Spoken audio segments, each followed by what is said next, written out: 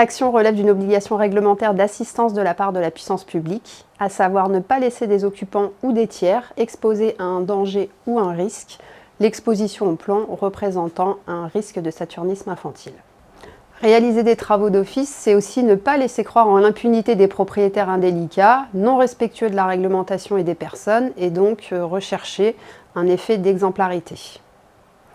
C'est aussi l'engagement de la responsabilité de la puissance publique en cas d'intoxication, donc son action doit être conduite jusqu'à sa finalité, à savoir protéger les personnes. La procédure d'exécution d'office intervient après une mise en demeure du propriétaire restée sans effet. Elle est indépendante d'une sanction pénale liée à des poursuites judiciaires.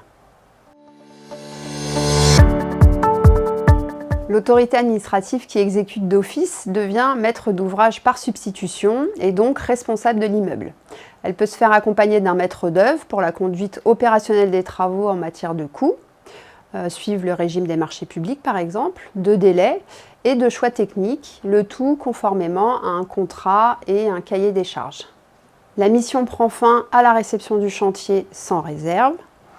L'action s'arrête dès lors que l'autorité administrative compétente, en l'occurrence le préfet, notifie au propriétaire concerné la main levée de l'arrêté d'insalubrité.